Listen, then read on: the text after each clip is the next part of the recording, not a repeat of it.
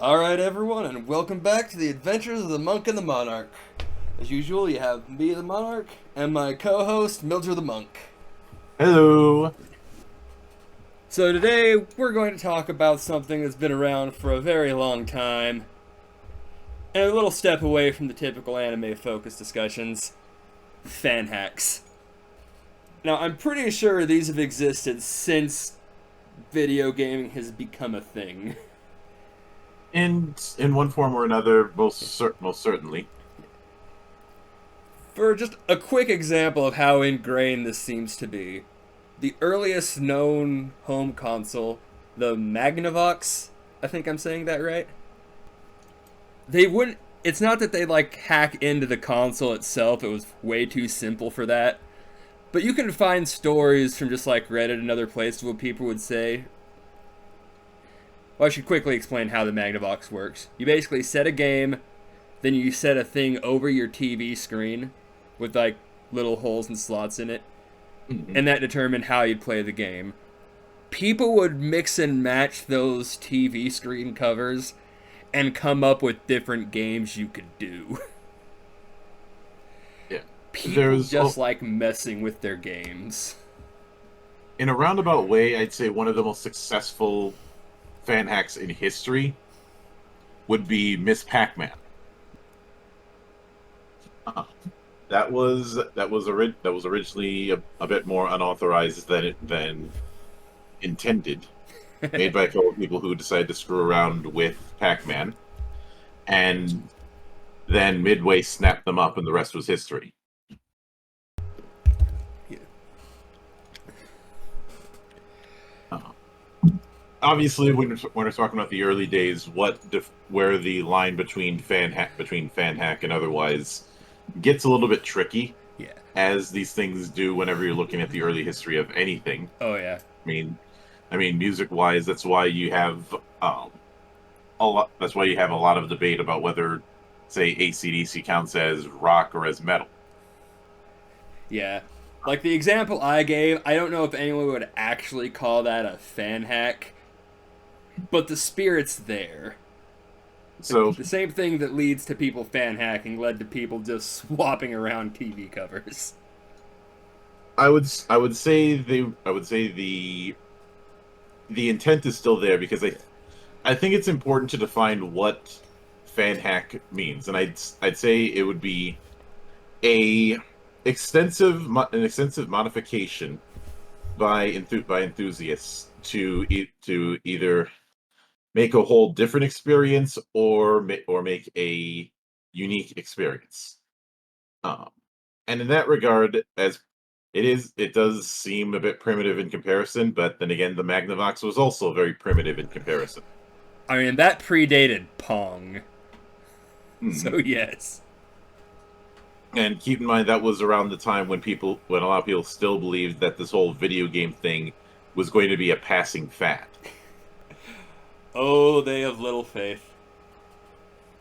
I can I can understand it to a degree because there were a lot of there were a lot of fad products that came and went, and at one point there was the whole thing where a lot of people thought laser tag was going to be the next big thing, and then the incident happened, and laser tag died a very sudden death.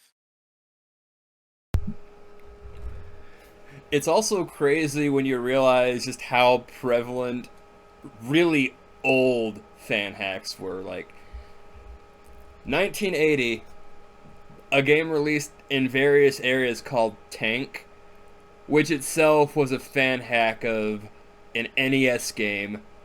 I am trying to remember what that was. I wish I wrote the name down. But a fan hack effectively got released overseas as an actual game.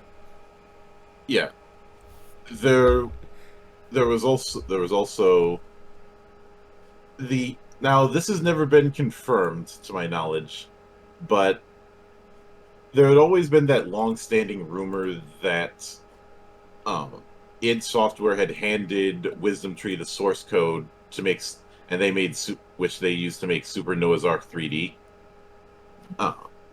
because supposedly id was not happy about some of the changes Nintendo wanted for the SNES release of Wolfenstein. Uh, Now, as far as whether or not there's any truth to that, that's never been confirmed, and most of the people who are involved with that, who could have been involved with that decision, don't talk about it. uh, but it's one of, but if you look at the two games, you could see the parallels, which is what I think led to that rumor going about. But there there was also there's certainly been uh, modifications and knockoffs, and of course, I think we're all familiar with the unlicensed NES carts, the ones in the baby blue cart colors, because they didn't have access to the official ones. Yeah. Since, as a means to try and regulate things post crash, Nintendo was very strict on how many games a third party developer could make a year. I've seen some argue that the reason they did that was so that Nintendo's first party games could have a more dominant position on the market. That's a bit cynical, and I could see why people might think that. And I'm not saying that didn't happen, but I think the we don't want another crash may have been a much bigger Yeah. factor. Indeed. Since, well, one of the things that caused the crash was the sheer flooding of the market, and specifically the flooding of the market of shit Yeah. games. Because I don't think they would care if their console got flooded with games if they were all good stuff people wanted to buy. Yeah, but That doesn't again, happen when a market floods, though. are you familiar with Sturgeon's law? Yep. Yeah. For those unaware, 90% of everything is crap. And when you have a well, look at mobile gaming. You have a market flood with that, and how many good mobile games are there? I mean, I thought that Final Fantasy Dimensions was actually okay. For every Dimensions or War of the Visions or Brave Exodus in some cases, you've got a dozen all the bravests. Um, I would have said God of Blades is a good one, but no, but you can't play God of Blades anymore unless you had it saved, and same with the Infinity Blade trilogy. Because of an OS update, it's literally unplayable. And it was only in the last few months that somebody released a recreation of it to work on PC. Granted, there's the problem that it still is relying on touchscreens, so it's a little bit awkward to play on an actual PC, but the option's there. Speaking of updates like that, though, that's another thing we see a lot of with fan hacks. Like, Mhm. you can't play this game anymore? Some enthusiasts will figure out a way to make that work. I'd say I'd say one of the earliest hacks that we encountered was fan translations. That is That originally how I played Final Fantasy V for the first time. Fan translation online.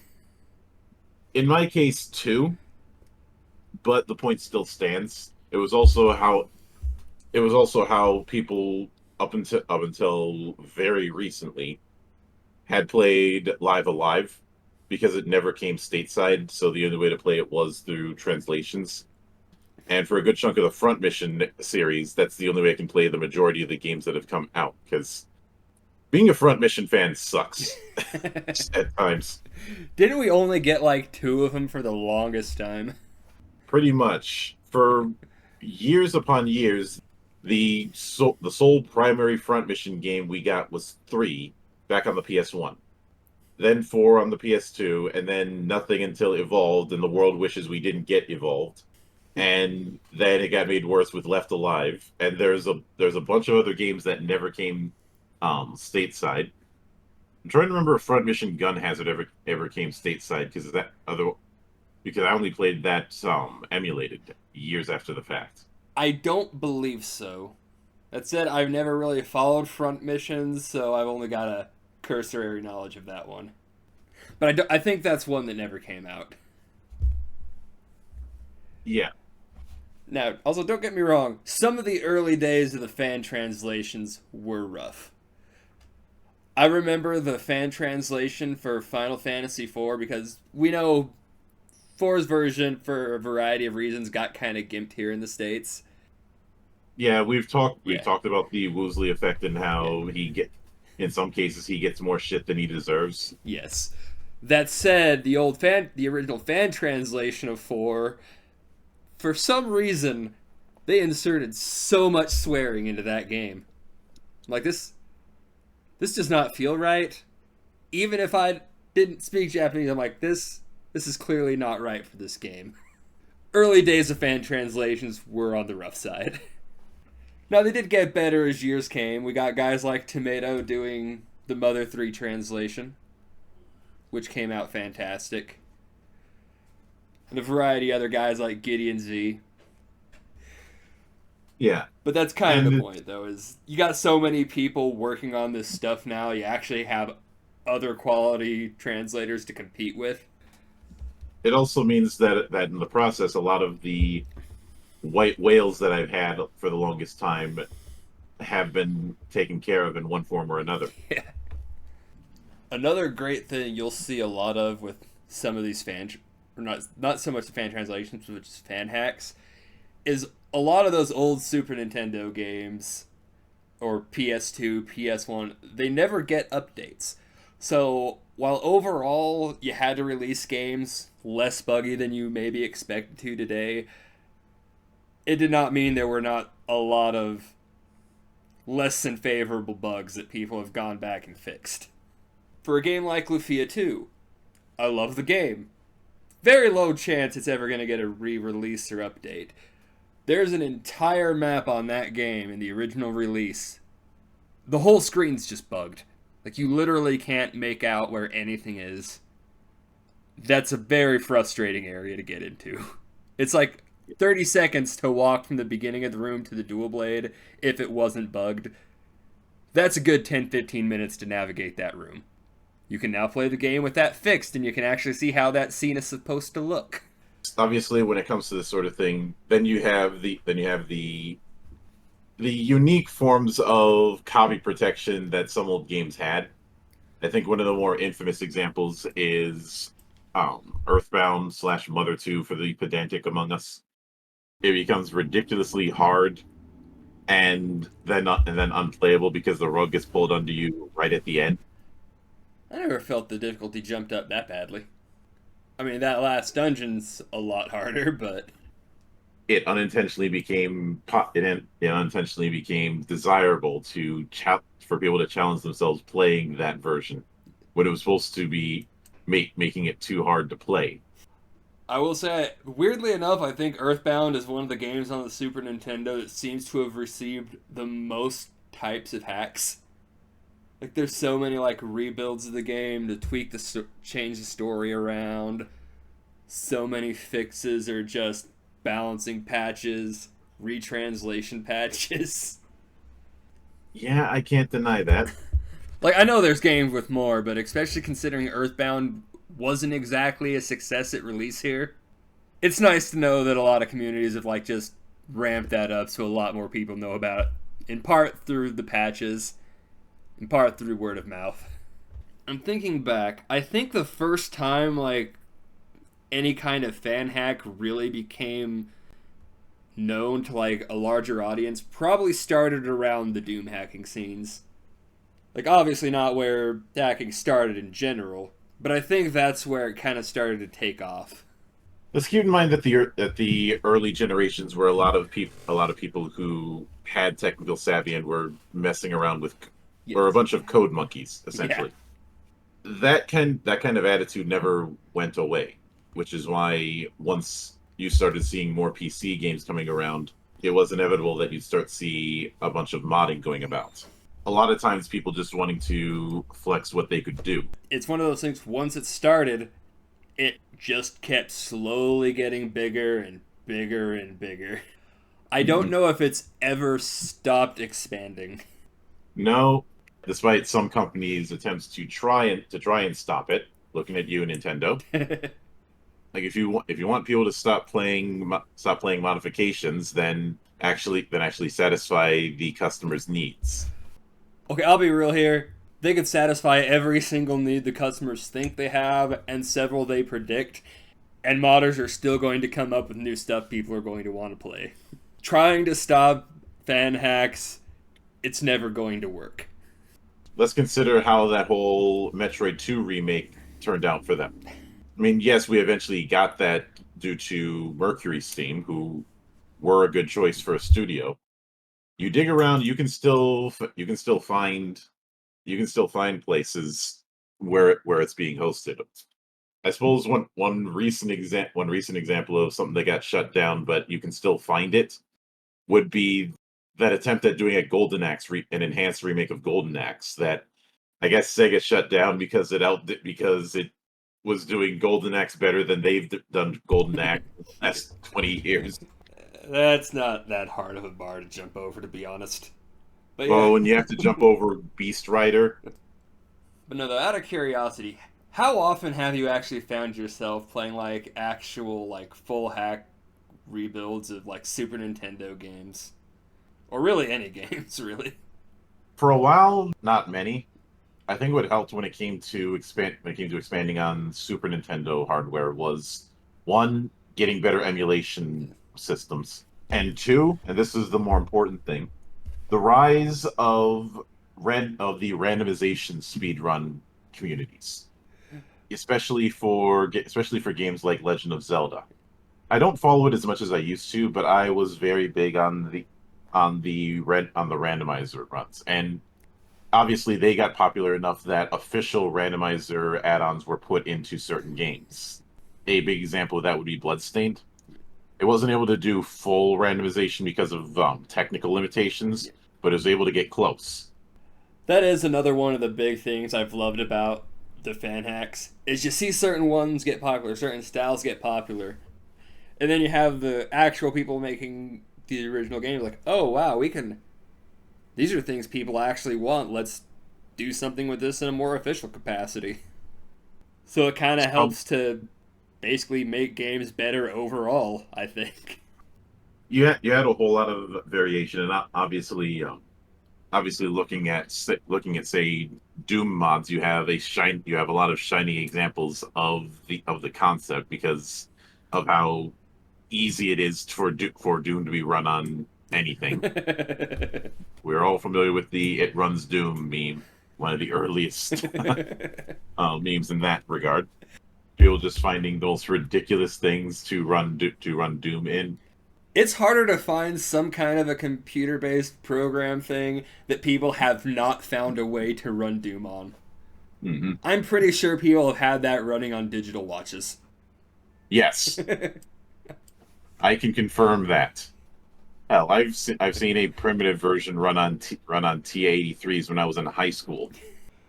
Yes, there's whole articles trying to catalog Doom running on the weirdest things, or sometimes playing on the weirdest things. Like someone posted a thing of them playing Doom with using a rotary phone as the controller. Oh, that has to be a nightmare to play that way. Yeah, no, one of the other things though that has been great about fan hacks, Mhm. specifically, this is a bit more for the older console games because this wasn't really a PC issue. But you had like the Super Nintendo carts and a limited amount of memory. This is what led to some of the issues with translating games back then. Is the carts in English just you couldn't fit all the words you would need in English because it takes up more space in Japanese. Something we've talked a Mhm. bit about in the past. Now we've got scripts that have extended the space of these cartridges that will let the emulator still read them. This is why we have the Breath of Fire 2 fan translation we do now. Because it's actually expansive enough that you can do the whole script as intended in English. Something you just couldn't do on the Super Nintendo carts. Obviously, the Game Boy Advance what had an SNES like framework, but it did have a lower a lower frame rate and some Yeah. color changes, so it wasn't exactly that. Uh, That and they didn't put a whole lot of effort into adjusting the script. They just fixed a couple obvious bugs. Like there was one question in the game where they mixed up the prompts for yes and no. Like, they fixed little things like that, but that version didn't actually go all in to adjust the translation. It was Mhm. always nice to have Breath of Fire 2 on the go, though, back then. Yeah, you see The all kinds of things like this that people have just kind of made to adjust for old limitations. You mentioned FF5 when it comes to fan translations. I think the sole reason that existed was just out of frustration with all of the will they won't they's. Yeah. Because there was an attempt to bring it to the SNES that didn't go in the states. That didn't go anywhere. There was an attempt to do a PC port at one point. That didn't go anywhere. There was an attempt to try and bring it back again in the form of Final Fantasy Extreme. Yes, yes, I know. Okay, It that was one I did not know about. remember it was the 90s. Yeah. And that didn't go anywhere. It eventually got a fan translation, and then of course we would inevitably get a official translation when Anthology came out, but that wasn't going to be for a few years. Two, even less so. We didn't get a proper translation of two until Origins. I will say in Which relation to 5, the official release that made the right choice in calling the main character Bartz, whereas the fan translation was the one infamous for naming him Butts. I know that was the direct way to translate that name. This is one of those situations a direct translation was not the way to go. As much as I love having a character named Butts in my party. you like butts and you cannot lie. But Bart's was probably the right way to go there. There's also the fact that with a lot of these particular mod projects, they eventually lead to somebody doing things more legit. I'd say a big example of that, and a big success story in regard to that would be Stealth. He rose to prominence when he did a fixed version of the GBA port of the original Sonic, which was not a very good port, and he ended up doing a fixed version, and was eventually able to parlay that into directly working with Sega on Sonic Mania. Yeah, I know there have been a So, few stories like that where games they were working on, they end up working with those companies down the line. or just becoming Yeah. just becoming legit game devs themselves. You know how in sports you have a pipeline from amateur to pro, usually using some sort of developmental place. In basketball, you have the G League that basically functions as that. I've seen the potential of fan hacks and just code jams in general as a way to do that. Let people get their feet wet by messing around with modding or overhauls. Once they get enough confidence, they can build that up into making their own games. Now, I see it a lot in the TTRPG space. There's plenty of games that started out as just heavily modified versions of existing ones, and then branched off into their own thing. I know one of the most famous examples is Dota being a Warcraft mod. I forget which Warcraft off the top of my head. Warcraft 3. 3. Yeah, Dota being a Warcraft 3 mod that evolved into its own thing because of that, when Blizzard ended up taking the wrong lessons and put a bunch of TOS shit to try and prevent another Dota from happening. I think Warcraft 3 Reforged had bigger problems than the possibility of a new Dota, like say making sure it actually runs as promised. If we were to sit here and talk about Blizzard fuck ups in the last God knows how long, we'd be here all day. Yeah, Yes. the only reason I'm bringing that up here is because again instead of trying to prevent mods, they should have been focused on actually making their game not shit. Or go the Bethesda route and just let the fans fix the game for you. Open mods entirely. Of course, I don't know if that'd be a good idea with an online competitive game, but yeah, one thing I will want to bring up though is one of the more recent things that have been happening in this whole hacking community is native ports of games have never been a new thing, but it's generally not how you see emulation handled, because to do so would require completely reverse engineering the entire source code, which is no small task. Recently, though, a guy's put together an N64 recompiler. For those of you unaware, most recently we have a native PC port a guy put together for Majora's Mask.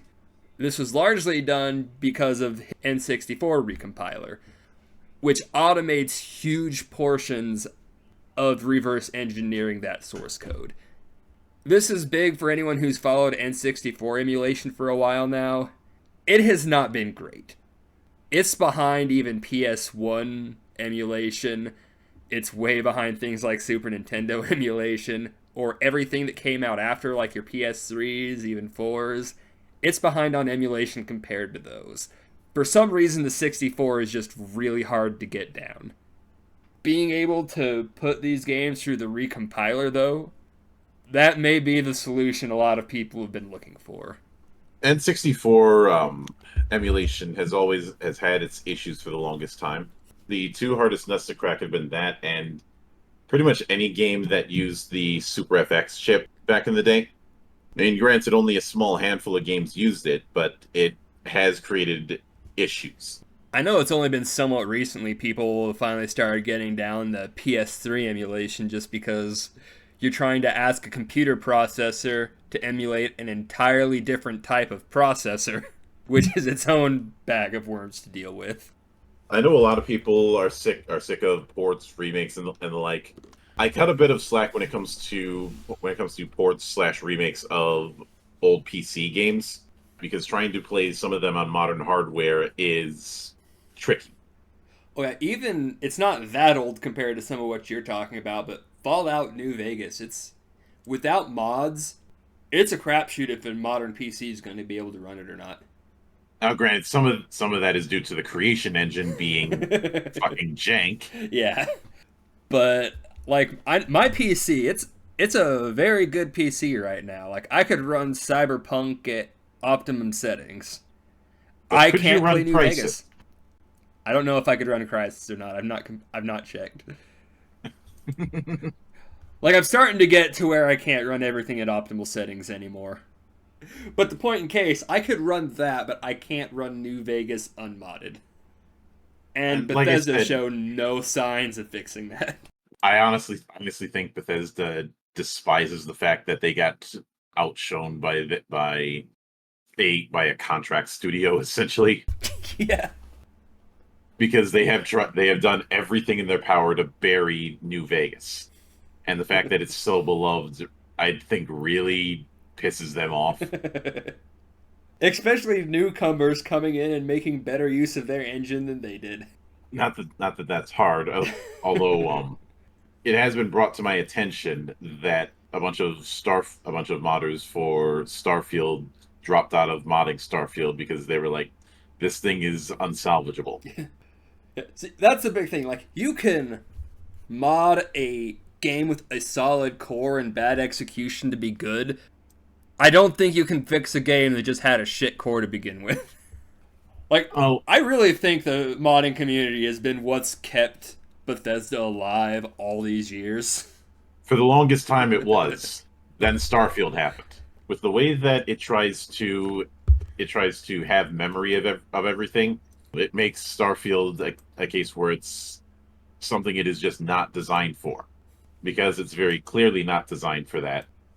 The results are inevitable. Getting back onto things. One other case that has really ended up helping is a project called OpenBOR, which was a means to allow people to easily make their own modified version of Streets of Rage knockoffs.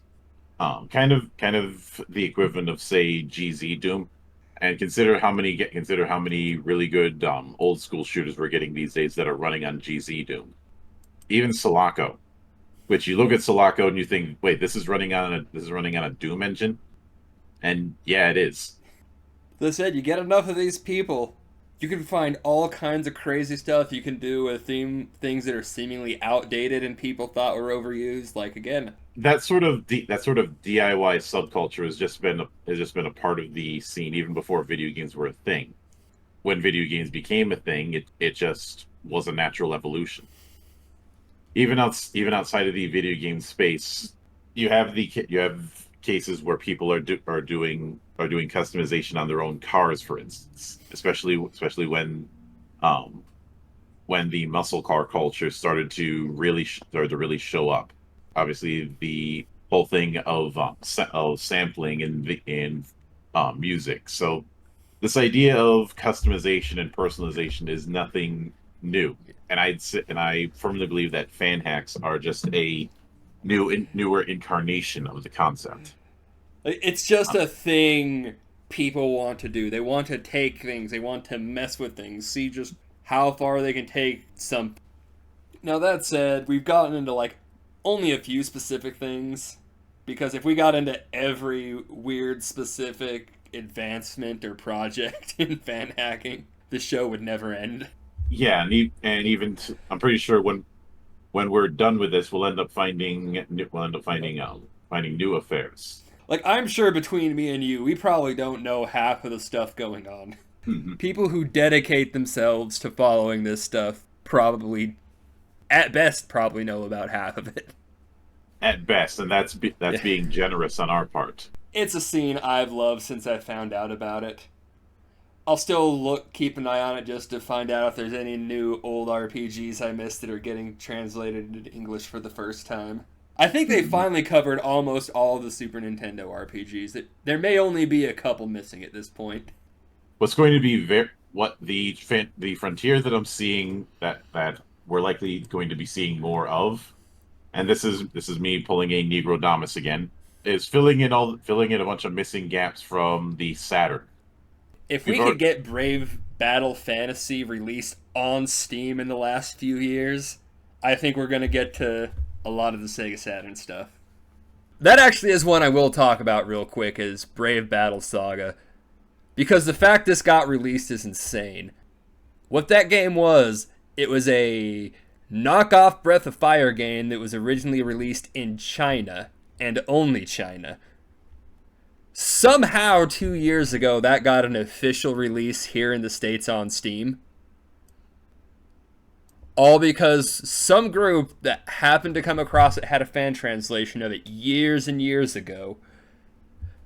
The people who released it just somehow got it as part of a bundle. They weren't even looking for this game. They were looking for something entirely different and just happened to get it and went, hey, these guys over here made a translation years ago. Let's give them a couple $100 for the right to that script and release it. Now the game is complete ass, but that's beside the point. Fan uh, translations got that an official release. I think one of the best and stupidest hacks that I've seen wasn't even involving the game itself, but how the game was played.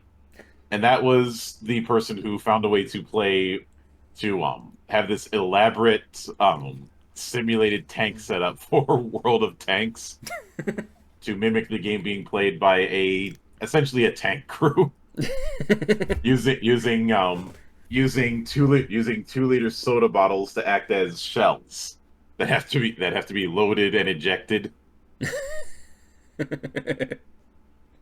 It is absolutely stupid. I love it. I think at one point somebody found a way to play. I think it was I want to say play Mech Warrior with that infamous Steel Battalion controller. There was recently a localization patch for Bulk Slash, which is one of those interesting games out of the Saturn era. If the two games that I think had a lot of stuff, had a lot of interesting stuff that never got translated, are the Saturn and the Dreamcast. Especially the Saturn. We ended up missing out on a lot of stuff with the Saturn. And if we can get some better emulation on that, there's a few white whales that I'd like to visit when it comes to the Saturn. One of the big ones I will freely admit is I just want people to have a way to play Panzer Dragoon Saga without breaking the fucking bank. I mean, yeah, it came stateside, but the cost the cost of the game is at this point rivaling the cost of a brand new modern console. Same goes for Einhander. I think Xenogear's still up there too. I haven't checked the Probably. prices in ages. I know some people turn up their nose at emulation and say you need to buy the official, but because of the speculator problem that we're in these days, that's not as easy as it should be. Not to mention, even if you buy those, that money, none of that's going to the people who made the game. or even the people who have the rights to the game title. It's just going to whoever sold you that copy. You're supporting nobody most of the time by buying official releases for a lot of these older things. Especially when the company involved probably doesn't exist. Yeah. So screw it. Emulate to your heart's content. My attitude on the matter has been, I don't care how people are playing as long as they're playing. I'd like to support the devs when I can, but yeah, but as far as emulation when it comes to the retro scene, because like I'd like to say play Majora's Mask via the online thing for Switch, which it looks fine, but it is not even that great of an emulator for their 64 games right now. Mm-hmm. So you're still having to kind of play what feels like an inferior version of the original 64 version if you're playing via Switch. That frustrates me. It's a lot like with the release of the Chrono Cross HD remaster. Somehow the frame rates got worse from the original PS release. Which I don't think that's acceptable. Not if you're going to charge me for the game. But yeah, I think overall that kind of wraps up about everything we talk about fan hacks with.